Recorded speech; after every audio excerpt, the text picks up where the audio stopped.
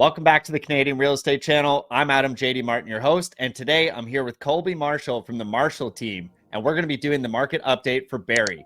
Colby, what's been going on in Barrie? Hey guys, yeah, we got lots of big things happening. We're going to touch on some stats, get into some great things that have been happening from a provincial, federal level in the Barrie area. And it's finally here. I know we touched on it briefly, 4 units per lot. We're really excited to get into what we can and can't do. We got the new zoning bylaw, new official plan, now 4 lots, 4 units per lot. Big things moving and shaking in Barrie. So let's dive into what's going on with the market stats right away.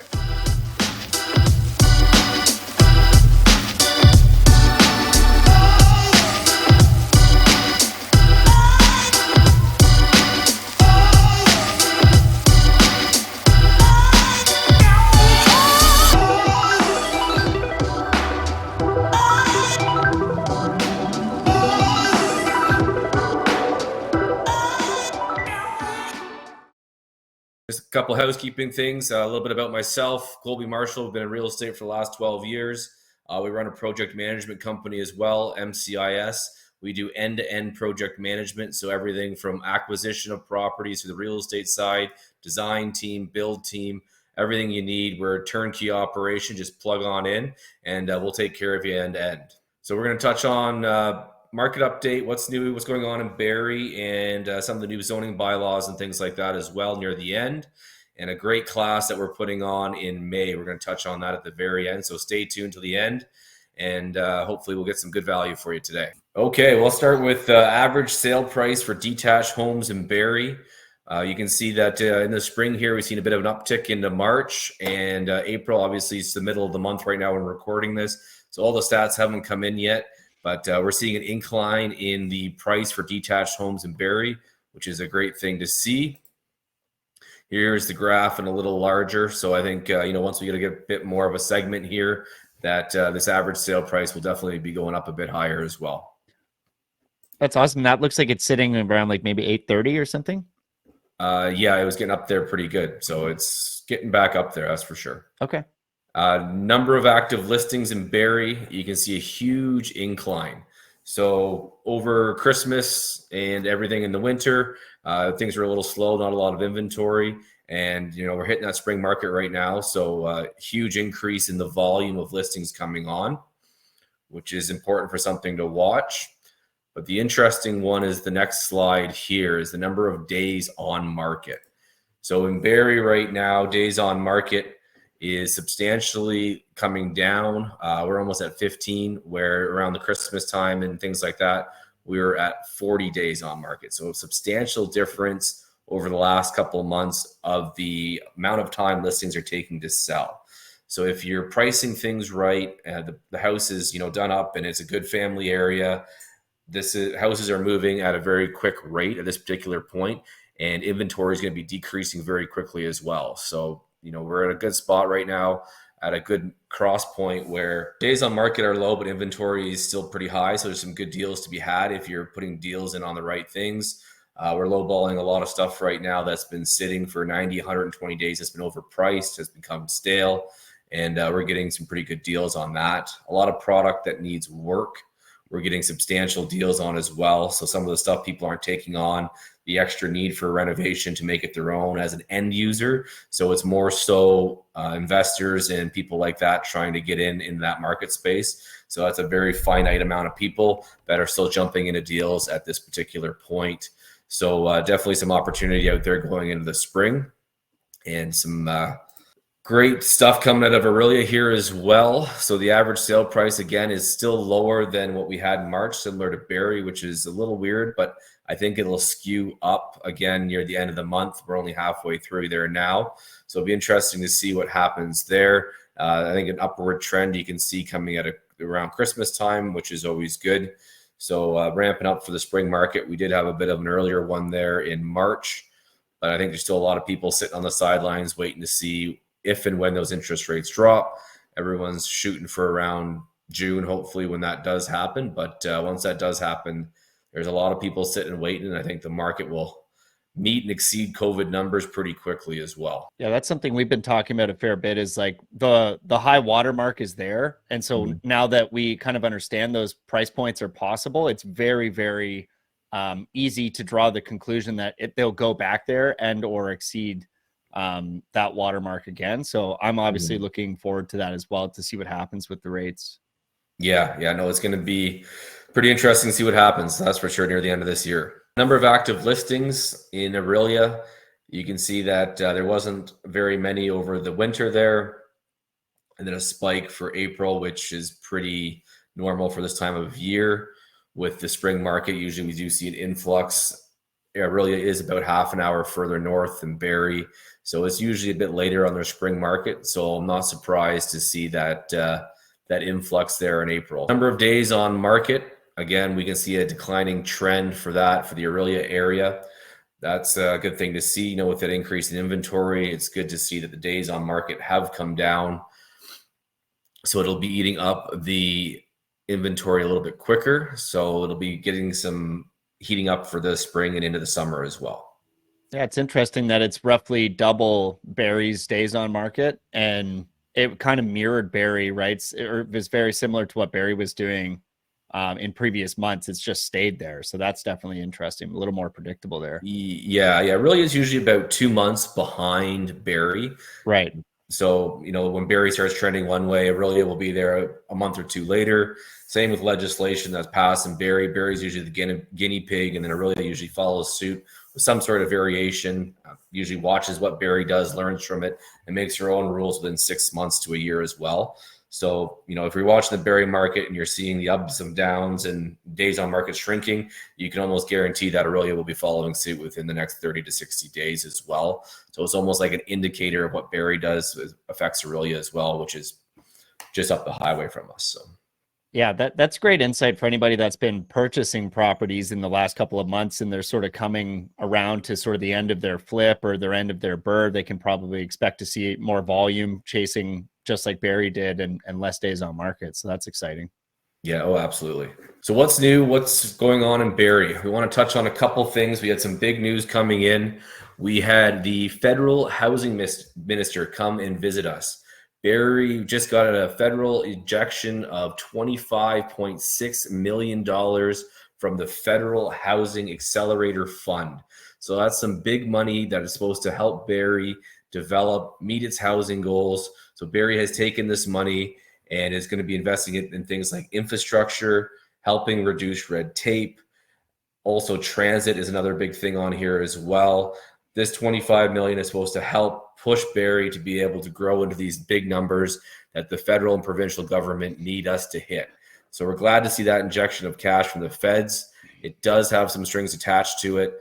One of the things that is attached to it is 4 units per lot, which is now approved in Barrie. We're very excited to see this happen, and we're going to touch on that a little bit more in this presentation. That's fantastic news. Also, we had our good friend Dougie Ford come down. $6.34 million from the province, also for the city of Barrie exceeding their housing targets for 2023. So not only are we getting a gold star from the feds, we're getting a gold star from the province as well for the amount of housing that is being created in Barrie in 2023. Now, I do want to say that we might have a little bit of a skew on the amount of housing starts, because we do have a huge part of Barrie that was annexed from Innisfil back about 12 years ago, and a lot of it is coming online now. So this is development that has been taking place over the last 6 to 10 years, probably all now coming to fruition.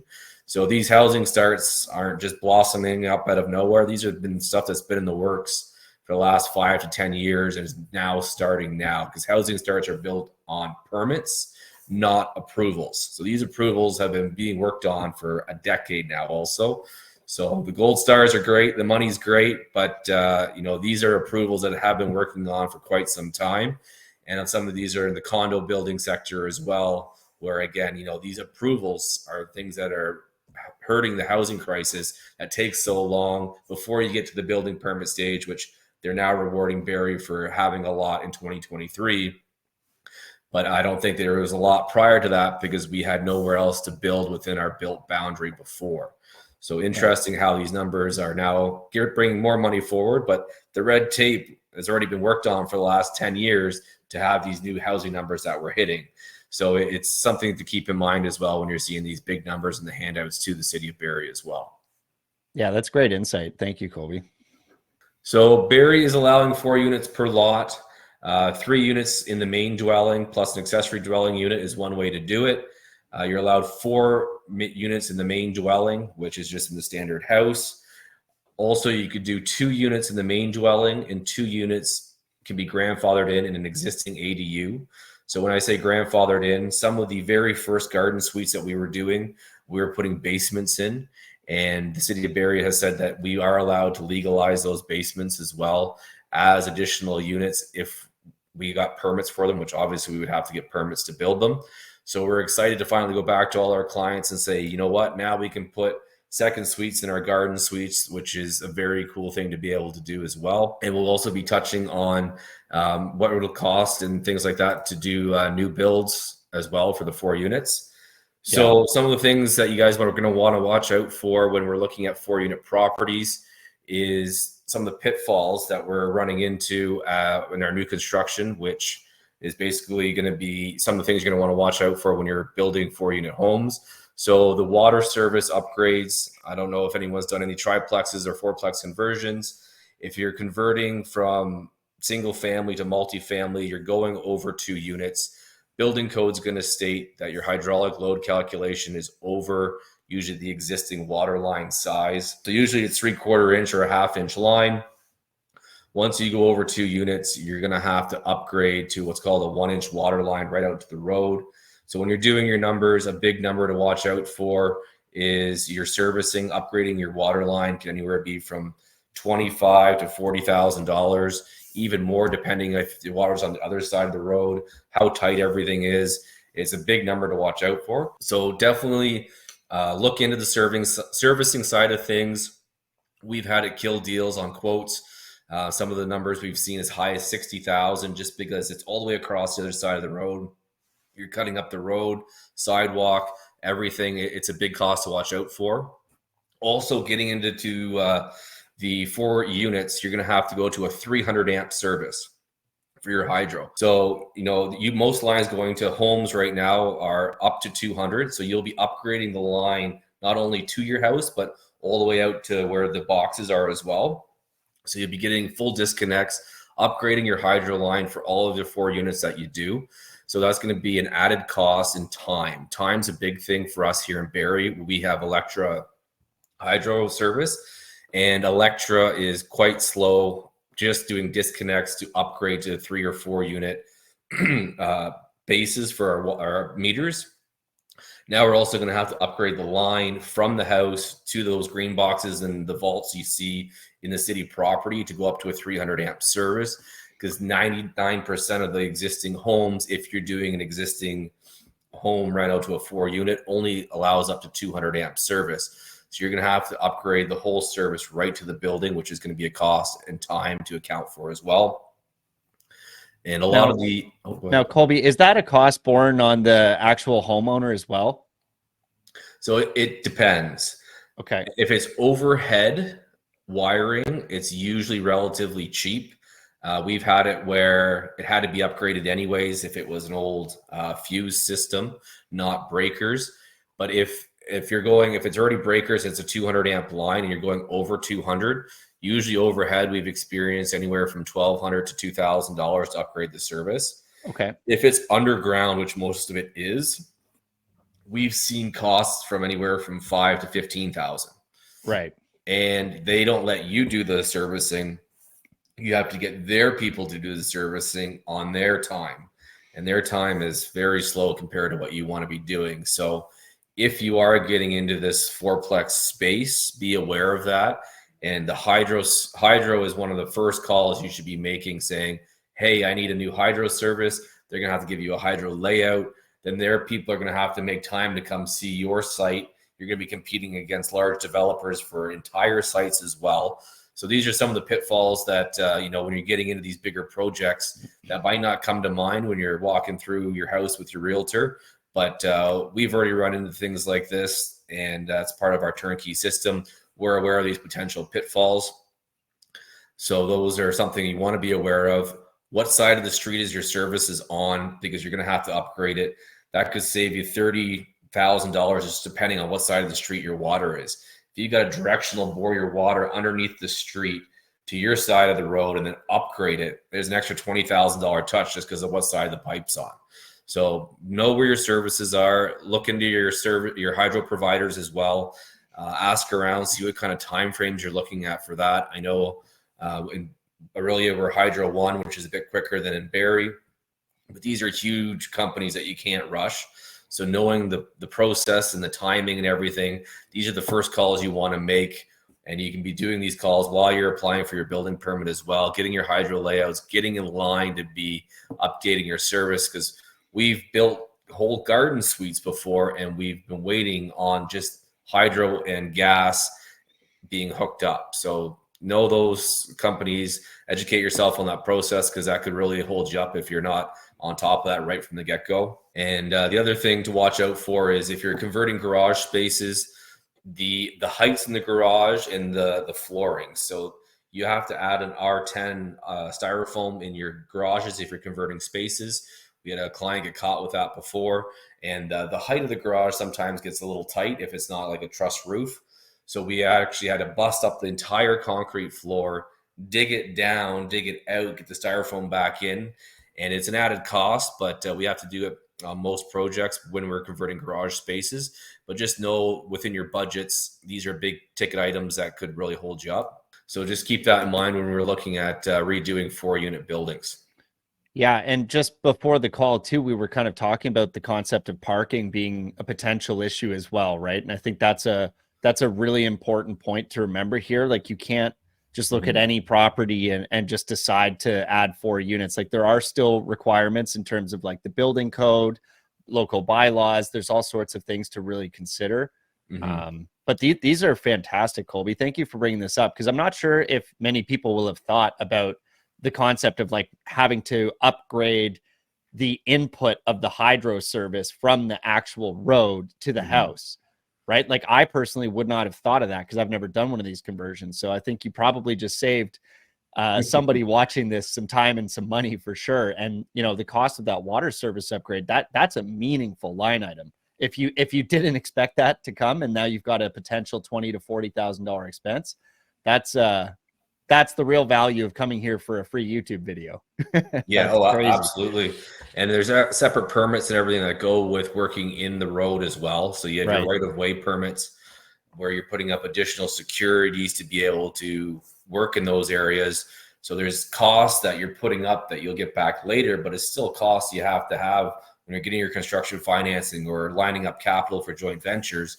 You need to know what all these costs are.